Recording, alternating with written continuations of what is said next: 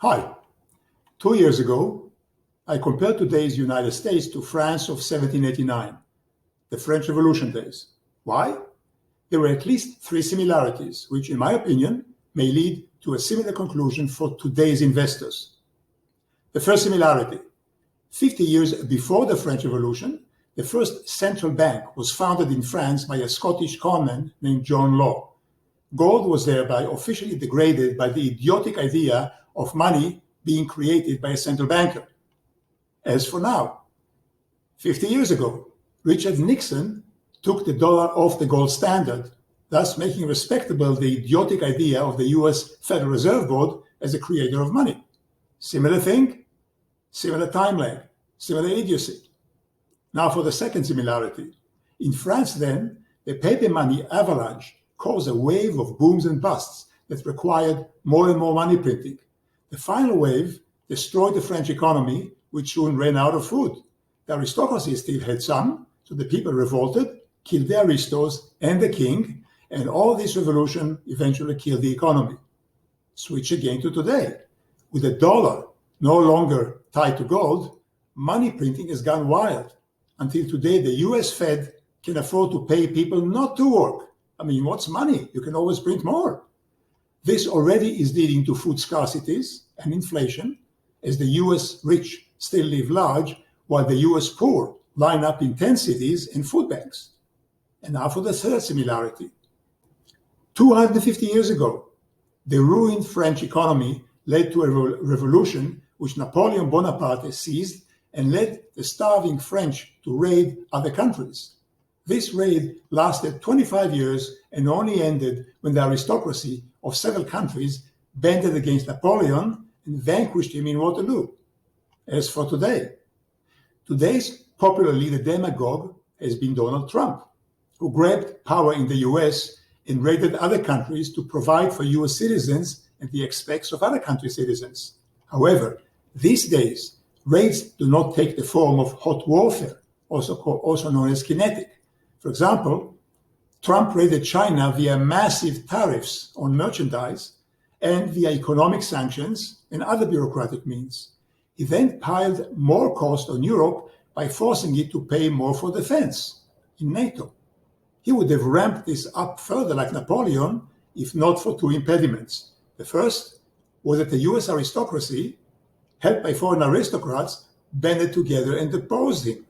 The second was China fought back by building its army and navy, by flooding the US with fentanyl, and by paying Wall Street to be its PR agents. When this made China too hard to raid, the US temporarily looked for easier targets. Oddly enough, the first target seems to have been France. A few years ago, the US forced the French to sell it its nuclear technology, a company called Aleva, by untrapping and prosecuting the company's chief. This technology the US later developed further and used it to sell products to China.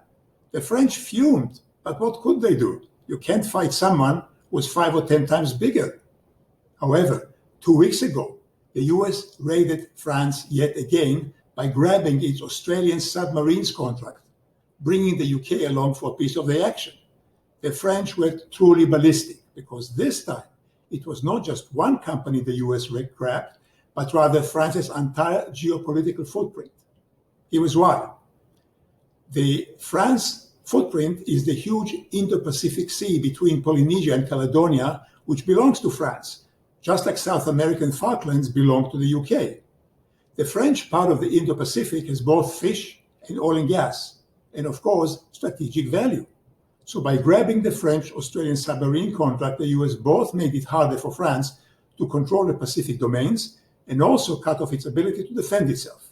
Because without foreign weapon sales, France cannot easily finance more modern weapons and so may have to scale back its global ambition. In other words, the US just grabbed France's geopolitical footprint to help pay for its own and for its debt and standard of living, and of course, pay for a future conflict with China. As I noted 2 years ago, over-indebted empires, which the US is, do not tighten their own belt. They prefer to tighten the belts of opponents and apparently also of their friends. Now, why do I mention all this? What are the implications to your investment decisions today? The first one is this. Normally in conflicts between nations or between companies, you want to bet on the winning aggressor, the one who gains market share.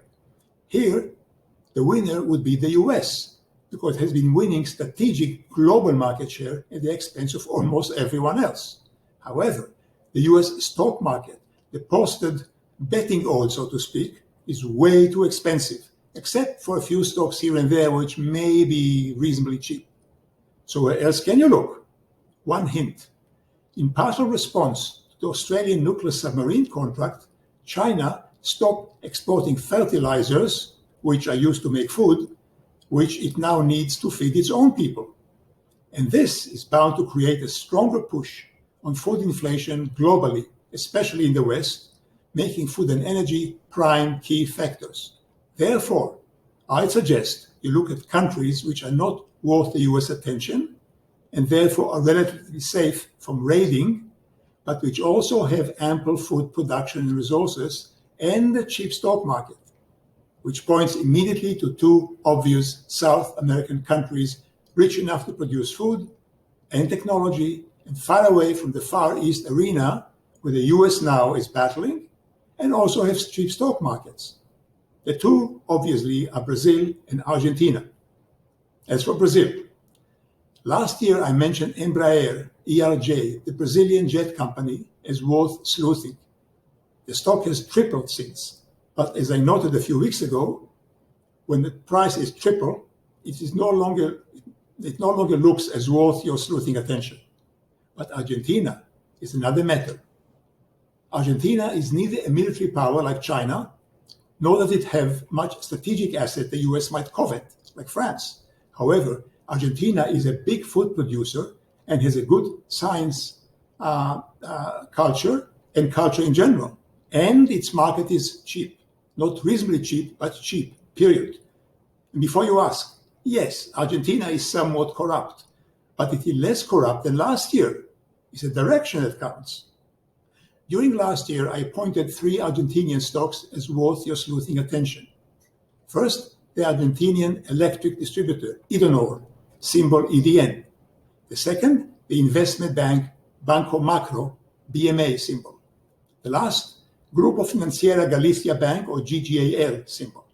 All are trading at low historical valuations, close to the historical bottoms, and very far from the previous historical peaks. How have they all done since mentioned? EDN has more than doubled, and both GGAL and BMA are up. And if they ever reach the previous peaks, a big if, they can all be multi-beggars. In other words, in my opinion, they are still worth your sleuthing time and attention. Please note, though, I'm saying may, because it is all subject to your own sleuthing investigations. Nothing is certain. As for me, though, at this point, I'd much rather spend time sleuthing cheap Argentinian stocks than American ones. And, if I may go back to the French Revolution analogy, looking at South American markets would be the equivalent today of pointing out to a French investor in 1800 the out-of-the-way American stock market, which then, because it was not part of Europe's revolutionary battles, was far safer and also had cheaper stocks than in France. Now for the third investment opportunity, due to similarity of today to France of 1789. In post-revolutionary France, once paper money melted, gold zoomed. So, if my analogy is correct, gold today has to be worth your attention also, no matter its current doldrums, because, after all, gold is the one asset that, like food, the US Fed still cannot print. That's all for now. Please let me know what you think of historical comparison as tools to target your sleuthing effort, and if you like it, give it a like and subscribe and tell all your friends so they'll subscribe to the channel too. I'll see you next time, and meantime, thank you very much for watching.